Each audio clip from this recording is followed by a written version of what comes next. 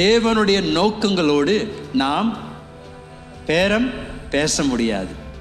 அப்படின்னா இந்த வாலிபன் இயேசுவிடத்தில் வந்து கேட்குறான், நித்திய வாழ்வு எப்படி நான் பெற்றுக்கொள்ள முடியும்? இயேசு அவனை பார்த்து, கற்பனைகளை நீ பின்தொடரு, கொலை செய்யாத, விபச்சாரம் செய்யாத என்று இயேசு அடுக்கடுக்காக என்னென்ன கற்பனைகளை அவன் பின்பற்றணும் என்று அவனுக்கு விளக்கி கூறுகின்றான். இந்த வாலிபன் நெஞ்சை தட்டி, அதெல்லாம் நான் பண்ணிட்டேன் அப்படின்றான். ஆனால் இயேசு அவனை பார்த்து அவனுக்கு அதிர்ச்சி மூட்டக்கூடிய ஒரு வார்த்தையை சொல்றாரு. எல்லாம் பண்ணிட்டீன்னா அப்ப நீ செய்ய வேண்டியது ஒண்ணு மாத்திரம்தான்ப்பா. உனக்கு உண்டானது எல்லாவற்றையும் விட்டு என் பின்னாடி வந்து என்னை பின்பற்று என்று இயேசு சொன்னார். உடனடியாக அவனுக்குள் ஒரு ஏமாற்றம், அவனுக்குள் ஒரு மிகப்பெரிய ஒரு வசனம். அவன் பெரிய ஐஸ்வர்யவானாய் இருந்தபடியால் அதை விட்டு இயேசுவை அவனுக்கு பின்பற்ற மனசில்லை. உடனடியாக ஆண்டோட வார்த்தை சொல்லுகிறது, அவன் கடந்து சென்றான் என்று சொல்லுகின்றது. அவன் கடந்து செல்லும் பொழுது இயேசு எந்த விதத்தையும் அவனை தடுத்து நிறுத்தி, சரி இங்கே வா வா வா வா, சரி நீ உன்னால் முழுசு கொடுக்க முடியலன்னா அட்லீஸ்ட் பாதியாவது கொடுக்க முடியுமா உன்னால்? பாதி கூட கொடுக்க முடியாது, சரி கால்வாசியாவது கொடுக்குறியா, அல்ல 10% கொடுக்க முடியுமா அப்படின்னு இயேசு அவனோட பேரம் பேசவில்லை. இயேசு அவன் போகிறத விட்டுட்டார். சரி போப்பா அப்படின்னு விட்டுட்டார். தேவ வார்த்தையில் இந்த சம்பவங்கள் எழுதப்பட்டுள்ளதற்கு நோக்கம், இதிலிருந்து நாம் கற்றுக்கொள்ள வேண்டிய காரியங்கள் உண்டு. தேவ நோக்கத்தோடு நாம் பேரம் பேச முடியாது. பலர் இன்றைக்கும் தேவனுடைய பிள்ளைகள் இந்த வாலிபனை போலதான் இருக்கின்றார். இயேசு வேண்டும், நித்திய வாழ்வு வேண்டும், ஆனால் என் கையில் இருக்கின்றதை நான் விட்டு கொடுக்க விரும்பல.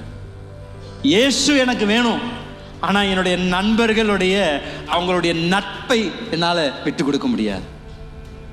இயேசு எனக்கு வேணும், ஆனால் என் வியாபாரத்தில் இருக்கின்ற பார்ட்னரை நான் விட்டு கொடுக்க முடியாது பாஸ்டர். என்னை விட்டு கொடுத்துட்டேன்னா என் வியாபாரம் விழுந்துடும்.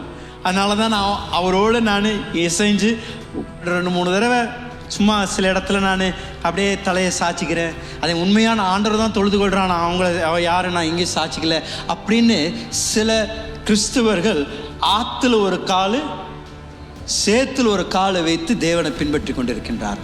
ஒரு முழுமையாக தேவனை பின்பற்றக்கூடிய ஒரு வைராக்கியம் பலருக்குள் இன்னும் காணவில்லை. இயேசு ஒரு பக்கம் வேணும், ஆனால் எனக்கு வர வேண்டிய அந்த சொத்து எனக்கு வேணும். ஏன்னா நான் அந்த சொத்தை விட்டு கொடுத்துட்டேன்னா பாஸ்டர் எனக்கு அப்போ என்ன ஆக போகுது? நான் என்னுடைய குடும்பத்தில் நான் கிறிஸ்துவன் சொல்லிட்டானா என்னுடைய பெற்றோர்கள் என்னை முற்றிலும் என்னை அவங்க புறக்கணித்துருவாங்க. ஆனால் நான் அவங்கள்ட்ட சொல்லாமல் ரகசியமாக வச்சிருக்கிறேன்.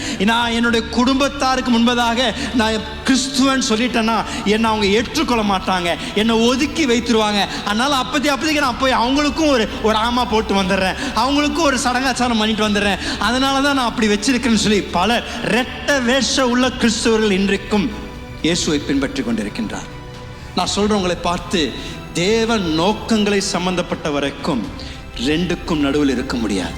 அதான் ஆண்டவர் சொல்றாரு, 2 எஜமானை ஒருவன் ஊழியம் செய்ய முடியாது. ஏதாவது ஒண்ணுக்கு தான் செய்ய முடியும். இயேசுவும் வேணும், எனக்கு உலகமும் வேணும்னு சொல்ல முடியாதுங்க.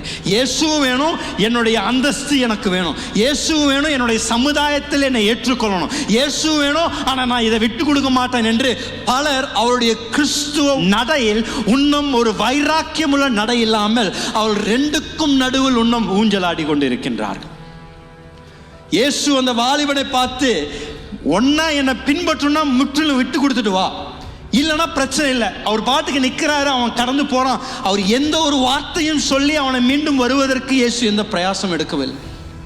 இன்றைக்கும் உங்களையும் பார்த்து சொல்றேன், இயேசு உங்கள் வாழ்க்கையை தொட்டு உங்களை சேற்றிலிருந்து தூக்கி கற்பாறையில் மேல் வைத்தார் என்றால் உங்களுக்குள்ள ஒரு வைராக்கியம் வருவது அவசியம். எனக்கு என்னுடைய சொத்து வந்தாலும் வரலனாலும், என்னுடைய குடும்பம் என்னை ஏற்றுக்கொண்டாலும் ஏற்றுக்கொள்ளனாலும், என்னை அவமரியாதையா நடத்தினாலும் பரவாயில்ல, இயேசு ஒன்றை நான் பிடித்து விட்டேன், இனி இயேசு தான் என்னுடைய நம்பிக்கை.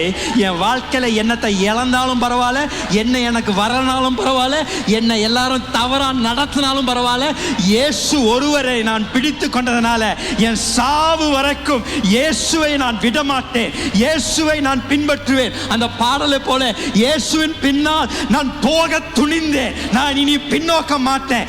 என்ன வந்தாலும், என்ன என்னிடத்திலிருந்து எடுக்கப்பட்டாலும், என் சொத்து என்னிடத்திலிருந்து எடுக்கப்பட்டாலும், என்னுடைய வேலை என்னிடத்திலிருந்து எடுக்கப்பட்டாலும், என் குடும்பம் என்னிடத்திலிருந்து எடுக்கப்பட்டாலும், இயேசுவை பின்பற்றுவேன் என்று தீர்மானம் செய்தேன் என்றால் சாவு முடிவரும் முன்னும் நான் இயேசுவை விட மாட்டேன் என்று வைராக்கியம் உள்ள விசுவாசிகள் நமக்கு தேவை. இரட்ட வேஷையுடன் இயேசுவை பின்பற்றுவதல்ல. தெய்வீக நோக்கங்களுக்கு பேரம் பேச முடியாதுங்க ஐயா. இயேசுவை பின்பற்றுகிறேன் என்று சொன்னோம் என்றால் முற்றிலும் நம்மளுடைய வாழ்க்கையில அந்த ரட்சிப்பின் கனி நமக்குள் காணப்படும்.